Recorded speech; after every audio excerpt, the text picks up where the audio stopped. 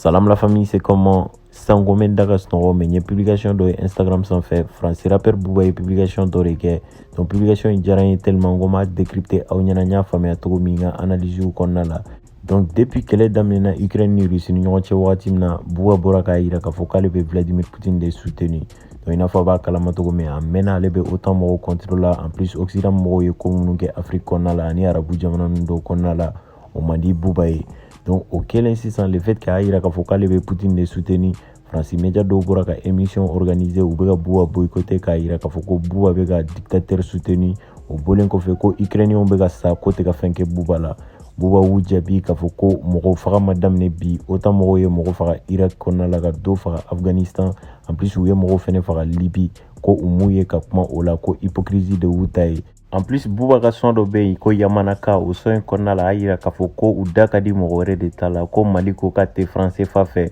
u sen dere o ko in kan foyi ma bɔ a la. Le Mali a dit non, français FA et les tamponnés Pfizer, faut pas toucher à ça. Bouba ma dan ye i n'a fɔ a b'a kalama cogo min contrat b'a ni Pima mɔgɔw ni ɲɔgɔn cɛ. Donc Pima mɔgɔw kɛlen k'a décider k'a fɔ ko le fait que Vladimir Poutine wulila ka taa bin Ukrainiens kan k'olu ka entreprise min bɛ Russie u b'o datugu. Bouba bɔra ka publication kɛ k'a yira Pima mɔgɔw la k'a fɔ ko min y'a décider k'u ka entreprise datugu Russie ale fɛnɛ b'a décider k'a ka contrat annuler n'u ye u tɛ baara kɛ ɲɔgɔn fɛ bilen ko parce que u ma bɛn o kan ko ni Pima mɔgɔw bɛ politique kɛ ale fɛnɛ bɛ politique kɛ. Donc ko ni Pima mɔgɔw ko k'u bɛ occidentaux défend ale fɛnɛ bɛ Poutine défend n'o kɛra u bɛ contrat jɔ u tɛ se ka baara kɛ ɲɔgɔn fɛ bilen. Bouba tun bɛ k'a ka publication ninnu kɛ compte Instagram sanfɛ u y'o bloqué i n'a fɔ a b'a kalama cogo min a ka Instagram principal yɛrɛ bloquera a mɛnna. Donc a ka fini marque ka compte a tun bɛ ka publication kɛ n'o de ye mais an bɛ bali mun na nin wagati in na u y'o compte bloqué mais nin wagati in na a bɛ ka publication kɛ n'a ka compte wɛrɛ de n'o ye OKLM. Donc a ye publication dɔ de k'o kan publication ninnu ye marqué trop n y'a faamuya cogo min n bɛna expliquer ɲɛna si vous êtes d'accord avec moi a b'a fɔ ɲɛna commentaire kɔnɔna la.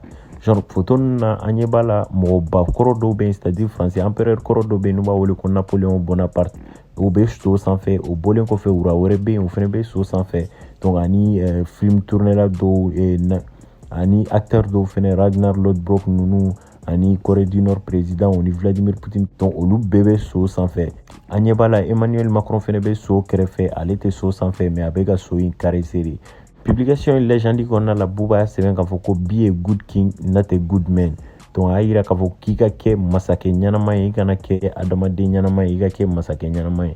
Donc a bɛ fɛ k'a yira k'a fɔ ko n'i kɛra masakɛ n'i kɛra président ye population kan ka fɔ de k'i ye masakɛ ɲɛnama ye i ye président ɲɛnama ye mais u man k'a fɔ k'i ye mɔgɔ ɲɛnama ye u man k'a fɔ ko ni cɛ in jogo ka ɲi u kan k'a fɔ de ni cɛ in ye président ɲɛnama ye masakɛ ɲɛnama don. Publication in a bɛ ka Faransi président de viser n'o ye Emmanuel Macron ye parce que mɔgɔ tɔ ninnu bɛɛ bɛ so sanfɛ Macron bɛ so kɛrɛfɛ a bɛ ka caresser donc a bɛ fɛ k'a yira k'a fɔ ko Macron bɛ fɛ k'a yira mɔgɔw la k'a fɔ k'a ye mɔgɔ ɲɛnama de ye mais président ɲɛnama tɛ minnu bɛ so sanfɛ olu bɛ ka taa kɛlɛkɛyɔrɔ de la pour que ka jamanadenw hamina ko ɲɛnabɔ a bɛ fɔ olu de ma ko président ɲɛnama. Donc publication in kɔnɔna la a bɛ fɛ k'a yira k'a fɔ ko wagati dɔ la n'i kɛra ɲɛmɔgɔ ye i bɛ décision dɔ ta i ka tɔgɔ tiɲɛ bɛ se ka kɛ décision in tali la mais i ka jamanadenw ka hɛrɛ b'o o décision tali la. An ka exemple ta Vladimir Poutine ka nin cas in kan ni Vladimir Poutine tun ma nin décision in ta ka taa bin Ukrainiens kan bi certes a bɛ fɔ ko mɔgɔ fagala de don a ye décision min ta a ma ɲɛ a ye kɛlɛ min fɛnɛ kɛ a ma ɲɛ mais n'a tun ma kɛlɛ in kɛ ale don ale tɛ président mun tun bɛ n'a kɔfɛ o tun obligélen don ka kɛlɛ in kɛ parce que n'a tun ma kɛ a ka jamana tun bɛ minɛ a ka jamana fanga tun bɛ dɔgɔya en plus a ka jamanadenw tun bɛ bila risque la o hukumu de kɔnɔna la wagati dɔ la n'i kɛra masakɛ ye n'i kɛra président ye n'i kɛra ɲɛmɔgɔ ye décision dɔw tali ye diyagoya de ye n'i y'a ta i ka tɔgɔ tiɲɛ b'a la n'i ma sɔn ka décision fɛnɛ ta i ka jamanadenw ka ɲɛkumu b'a la mais n'i y'a ta i ka jamanadenw ka lakana ou soit u ka sɔrɔ b'a a ko la. Alors les gars kun jumɛn de y'a to ne y'a validé k'a fɔ ko Bouba ka kuma in b'o de yira parce que a ye mɔgɔ minnu photo bila tantôt n'u bɛ so sanfɛ wuraw de don en plus ani président de don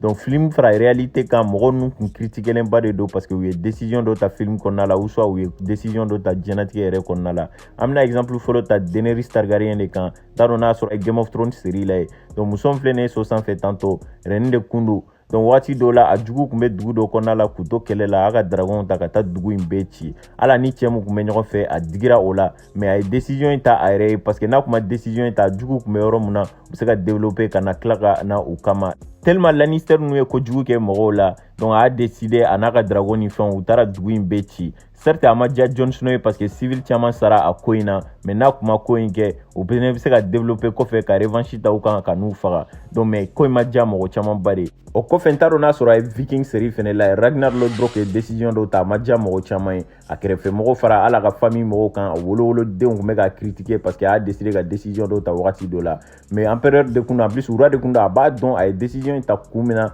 pour que a denw ka kɛ responsable ye pour que u ka se ka décision ta u yɛrɛ ye en plus k'a dɔn mɔgɔ min bɛ se ka succéder fɛnɛ donc a y'a décidé wagati dɔ la k'i mabɔ a ka royaume na donc c'était pas une bonne personne mɔgɔ caman tun bɛ ka critiquer mais c'était un bon roi parce que a tun bɛ kow kɛ a ka empire ka intérêt kosɔn hali wagati min na a y'a décidé k'i yɛrɛ reconvertir ka don chrétien la o digira païen na mais a y'a kɛ kun min na a b'a dɔn a y'i yɛrɛ faga ka taga enterrement ni fɛnw kɛ chrétien fɛ yen pour que a ka se ka donc don ye a kun ma sa yɛrɛ pour que a ka se ka don ye u ka yen minɛ et tout donc olu bɛɛ décision taara a digira ka royaume na mais franchement a ye décision in ta kun min na a yɛrɛ de b'a dɔn parce que a kun bɛ fɛ ka ouest conquérir et tout n'a ye exemple fɛnɛ ta Kim Jong-un kan n'o ye Corée du Nord président ye mɔgɔ caman fɛnɛ b'o critiquer internationalement ani nationalement yɛrɛ k'a yira k'a fɔ ko il est totalitaire a b'a ka jamana kɔnɔdenw datugu jamana kɔnɔ ils sont pas ouverts au monde démocratie t'u fɛ yen en plus a bɛ respecter i n'a fɔ Ala ni fɛnw parce que a yɛrɛ de b'a dɔn a ka population régime sugu bɛ taa n'u ye en plus u bɛ se ka mara kan mun kan u yɛrɛ de b'a dɔn en plus u tɛ fɛ k'u yɛrɛ dayɛlɛ démocratie ye pour que Occident mɔgɔw ka régime kana na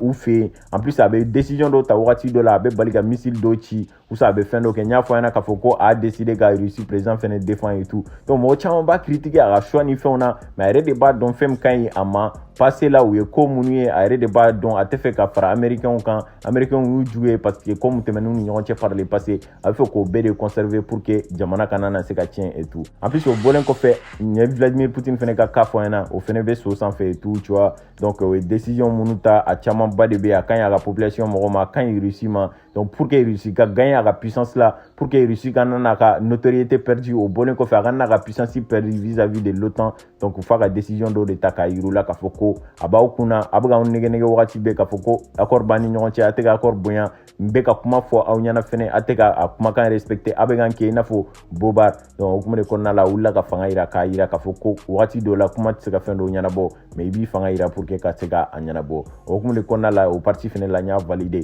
hali n'a ye Napoléon Bonaparte ninnu ka ko la ye urabaw de kun don mɔgɔ caman bɛ yen u b'a fɔ ko c'était de bons rois mais u ye ko dɔw kɛ humanité kɔnɔna la n'a ye se k'u ka histoire décrypter k'a jateminɛ fɛn baden de bɛ humanité kɔnɔna la u y'a kɛ mais a ma ɲi hali n'a jateminɛ tubabuw ka urakɔrɔw badenw de bɛ minnu ye colonisation kɛ minnu ye esclavagisme ni fɛnw kɛ olu ra caman bɛ histoire kɔnɔna la u b'a fɔ ko c'est des bons rois c'est des conquérants u ye jamana minɛ u ye dugukolo caman minɛ ka na d'u ka jamanaw ma u ye sanu caman minɛ ka na d'u ka jamanaw ma u ye farafinw minɛ jɔnyaw la u bɛ élogie k'u kun i n'a fɔ mɔgɔ ɲɛnamaw de don et pourtant u ye ko min kɛ humanité kɔnɔna la par le passé u ye décision dɔw ta siya dɔw contre la ou soit mɔgɔ dɔw contre la décision ɲɛnamaw kun tɛ o hukumu de kɔnɔna la b'u b'a yira k'a fɔ ko be a good king not a good man n'i kɛra wura ye kan'a to a ka f'i ye mɔgɔ ɲɛnama ye n'a fɔra k'i ye mɔgɔ ɲɛnama ye o kɔrɔ b'a yira k'a fɔ ko i bɛ ka décision min ta i ka jamanadenw kama donc i b'u k'u nɛgɛ de c'est-à-dire n'i kɛra wura ye ou soit n'i kɛra président i ka décision tɛ se ka diya bɛɛ ye i bɛ décision dɔw ta wagati dɔ la a bɛ se ka taa jamana dɔw contre la ou soit a bɛ se ka taa peuple dɔw contre la pour que jamana ka hɛrɛ ka sɔrɔ o de don tu vois donc o différence de bɛ jamana caman ni ɲɔgɔn cɛ jamana dɔw bɛ u b'u sigi u bɛ fɔ an tɛ fɛ ka kojugu kɛ jamana wɛrɛ la géopolitiquement an t'a fɔ ka wuli ka taa bin jamana wɛrɛ kan dɛ mais fɛn dɔw bɛ wagati dɔ la décision dɔw tali tɛ diya jamana dɔw ye i n'a fɔ an filɛ nin Mali la wagati dɔ la an ka président ni fɛnw ye décision dɔw ta o ma diya Faransi ye parce que an ka hɛrɛ de b'a la a mɛnna u b'an fɛ yen a mɛnna u bɛ fɛ ka fɛn dɔw kɛ et tout tu vois mais n'i bɛ fɛ ka sira datugu u ɲɛ i b'i ɲɛ datugu de ka décision dɔ ta mun b'a permettre i ko bɛ goya français ye dɛ mais i bɛ maliyɛnw ka choix kɛ o la Sékou Touré y'a fɔ k'a fɔ ko n'i jar'u ye dɔrɔn o kɔrɔ b'a yira k'a fɔ k'i ko man di i ka jamanadenw ye mais n'i ko jara i ka jamanadenw ye dɔrɔn o kɔrɔ k'i ko man d'u ye o la Bouba ka nin publication kɔrɔba de b'a la. Ni de faamuya ka publication in kɔnɔna la n'a fana y'a faamuya cogo min a bɛ se ka fɔ n commentaire kɔnɔ. C'était tout pour cette vidéo là et n'oubliez pas liker, commenter, partager. À mieux sur la vidéo là c'était Cactus. Prenez soin de vous, à la prochaine.